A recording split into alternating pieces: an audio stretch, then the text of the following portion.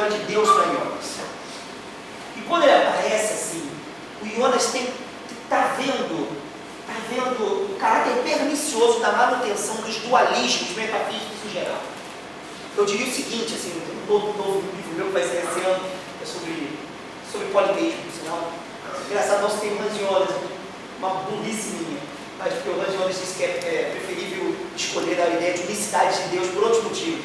Mas a minha ideia é outra coisa. Mas eu tenho que mostrar que a morte de Deus em Nietzsche, ela é uma dessignificação do significado normativo que a metafísica deu à ideia de Deus no Ocidente. Então, ela é só uma dessignificação do monopólio monoteísta pelo uso da metafísica para a afirmação de si. Eu diria o seguinte, que você tem um certo monoteísmo, você tem lá no Hans Jonas, mas esse monoteísmo não é um monoteísmo metafísico. Por conseguinte, o Hans Jonas jamais repete o gesto dos monoteísmos metafísicos com monoteísmos ocidentais, com bases metafísicas, que pressupõem cisões que ele arrebenta. Por exemplo, a cisão sensível e suprassensível.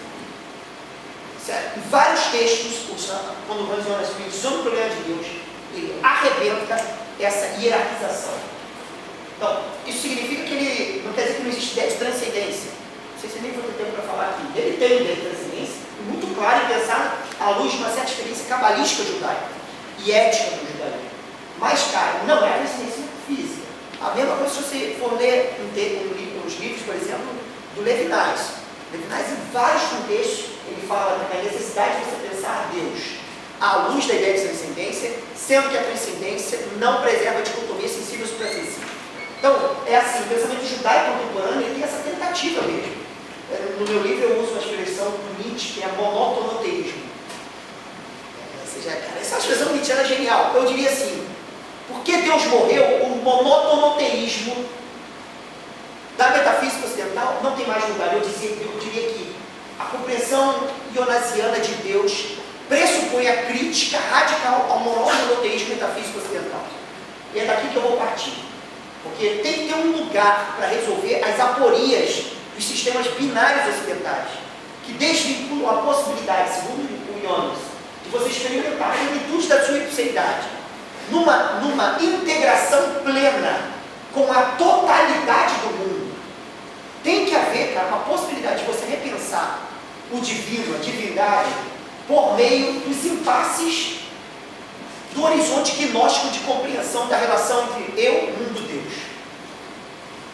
Caralho, o problema é aqui que interessa. Então, a primeira coisa da teologia, que eu vou chamar de teologia do Deus não gnóstico, dos Jonas, que é a geração de uma teopatia, expressão muito comum na teologia contemporânea. Uma experiência de que Deus sofre o curso das vicissitudes da finitude do mundo. Então, essa ideia de que ele formula uma teopatia. A teologia é do Hans Jonas teopática. O Hans Jonas, ele chega a dizer exatamente assim: para pensar no problema de Deus, ele vai pensar que é necessário você entrar no universo imanentista do pensamento moderno. Com certeza ele está pensando na modernidade tardia. Ele diz assim: o espírito moderno insiste nesta imanência incondicional, na coragem ou no desespero, seja como for, na sofrida honestidade de levar a sério nosso ser no mundo. Expressão heideggeriana. Ver o mundo como entregue a si próprio, sem considerar suas leis, como uma intromissão, o rigor de sua pertença não sendo atenuado por nenhuma providência extramundana. Ou seja, o Hans Jonas está dizendo assim, ao mesmo tempo que a modernidade, ela refaz a base gnóstica, né, de compreensão da relação entre eu, mundo e divindade, ou sem divindade, a relação entre eu e o mundo, ao mesmo tempo, ela coloca o próprio problema para o gnosticismo, a manutenção da ideia de transcendência como lugar de conquista da autenticidade do seu ser. Não, cara, a modernidade não colocou problema, cara. O mundo tem leis que são suas. Sabe, cara, providência divina no sentido pensado já falando gnosticismo, né? Tá falando do lado da cabeça. já pelo cristianismo, né, dos primeiros séculos, né, e antecipado, por exemplo, em obras como Cícero, onde o problema que aparece, a providência divina aparece lá, a expressão. Cara, isso ele está dizendo, cara, o mundo contemporâneo não pensa mais assim. A física, o mecanicismo da física moderna não pensa assim. Não precisa mais de Deus para pensar a autorregulação do cosmos. Peraí, essa autonomia do cosmos, cara, não coloca certos impasses para a estrutura de pensamento gnóstico? Ou seja, a relação entre transcendência e imanência, ela não vai se deteriorar aí? Vamos lá. Segundo texto dele, para o nosso tempo, a essencial temporalidade do nosso ser, de sua referência mais íntima com a situação finita, promove uma nova compreensão da condição mundana. O meteoricamente breve esplendor da ousadia e da ação torna-se imortal na glória do mundo. Cara, isso é genial para mim. O que ele está dizendo?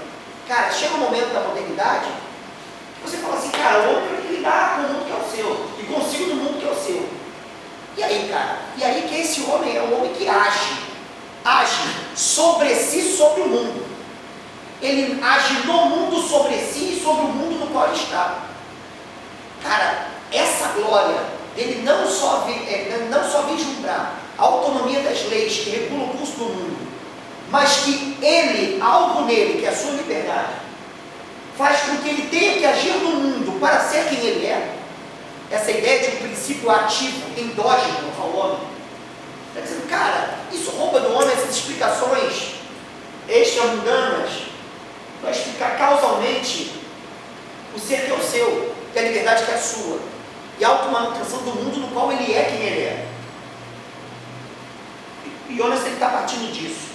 A partir disso, ele vai dizer o seguinte: ora, para reposicionar o problema de Deus, é necessário repensar aí uma ideia, ele diz em dois textos, de que depois do Kant, você não pode mais botar o problema de Deus como o problema da existência de Deus.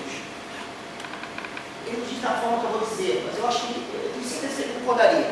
Porque ele diz, olha, Kant, ele tira Deus do plano especulativo, coloca Deus no plano ético, né? Como diz o Nietzsche, Kant tira de uma mão e dá a outra, né? O Kant faz isso. Mas ele, cara, ele retira a possibilidade de você pensar em Deus como objeto teorético. Agora, ele não tira a possibilidade, Kant diz isso, que as ideias da razão, não os conceitos, as ideias, elas são poderosíssimas para a configuração da maior parte das atividades humanas. O Jonas pega esse pensamento e diz assim, cara, o Kant está levando o problema a sério. Não importa pensar a existência objetiva de Deus, importa pensar o significado conceitual do que Deus é. Mais ainda, eu levaria mais a sério ainda. O Jonas, por mais elementos kantianos que ele tem, ele não é um kantiano. Ele não mantém a ambiguidade entre representação, coisa em si, sabe, fenômeno, coisa em si, número, nada disso aparece nele. Dessa forma não parece. Mas, cara, tem um problema sério no Hans Jonas. É que ele leva a termo a impossibilidade de manutenção dessas dicotomias. Porque essas dicotomias ainda são retratos frágeis dos problemas gnósticos que ele conhece. Então significa o seguinte, assim, que ele leva muito a sério a ideia nietzschiana de que Deus morreu. De que a transcendência suprassensível não é mais condição de possibilidade de pensabilidade da finitude enquanto tal. Ou seja, de que há um ocaso da transcendência metafisicamente pensada. Então isso faz com que ele levante a possibilidade de uma teologia especulativa. Para que a teologia especulativa? Ele vai comparar a teologia dele especulativa com o que o Platão faz com os mitos. Dizendo assim como Platão, quando queria alcançar um conhecimento extremamente radical, que a razão não daria conta por si só, ele lança a mão dos mitos. Eu lanço mão de um mito para pensar uma questão essencial, que vai ser a questão de cunho ético, né, ético-cosmológico. Então ele está dizendo, cara, tem um recurso já na nossa tradição.